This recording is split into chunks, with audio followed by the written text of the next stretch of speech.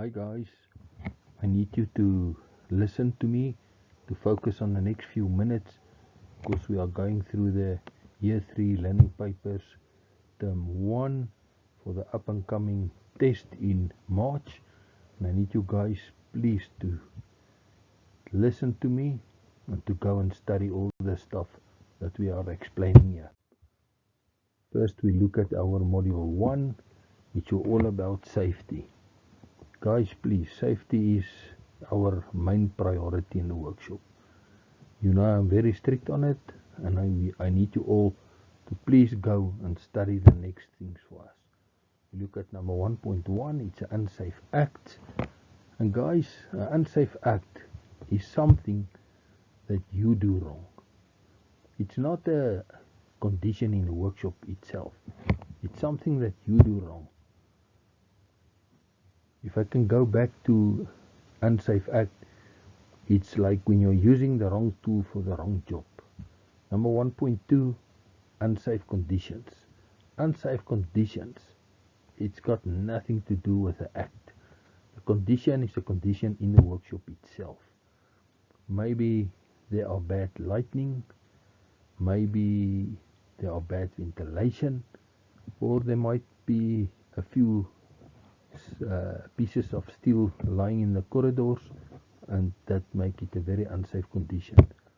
Then very important 1.3, what is an accident? Guys, please don't tell me it's when two guys injured each other or when two cars bump into each other. No, this is workshop related. In other words, you need to know the next few words: unplanned, uncontrolled, unsafe act, and unsafe condition. This is the 4 main points on which I'm going to give you marks in the test. You must realize that an accident is an unplanned and uncontrolled event which are caused by unsafe act and unsafe condition. Then we can go on, we can look at our module 2. Module 2 is all about hand tools and power tools. Guys, if you look at the definition or the content, the hand and power tools, it means that hand tools are all the tools that you can use with your own hands, like a hammer or a file or a hacksaw.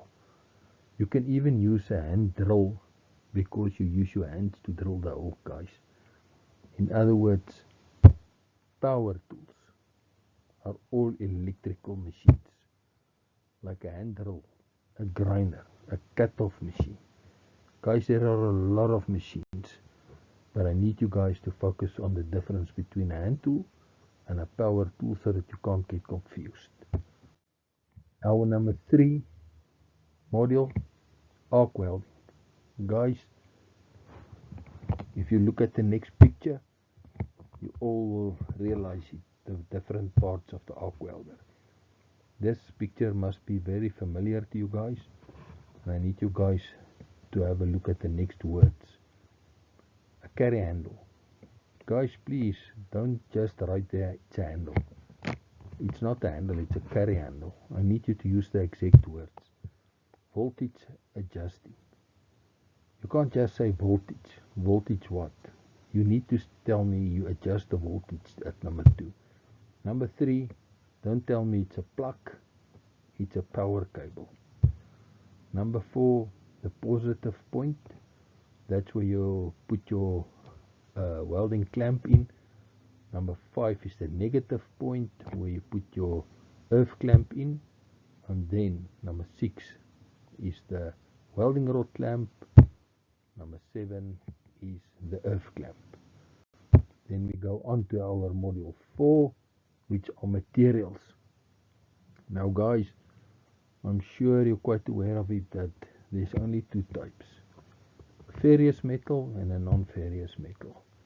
And the main difference between them are: ferrous metal is mild steel, and there in red you can clearly see it's magnetic. So the moment you test it with a magnet, you can feel, okay, it's magnetic, you know it's a ferrous metal. Then we go to non-ferrous metals. Obviously guys, It's like aluminium, it's like cast iron, and it's non-magnetic. So that are the big difference. As long as you guys knows that ferrous metals are magnetic and non-ferrous metals are non-magnetic, you know a lot. And then we go to our last slide. Guys, remember the test date. The test date will be on 13 March. And I want to tell you guys good luck for the test. Make sure you go and you study the correct work. See you then, guys. Thank you, and I appreciate it.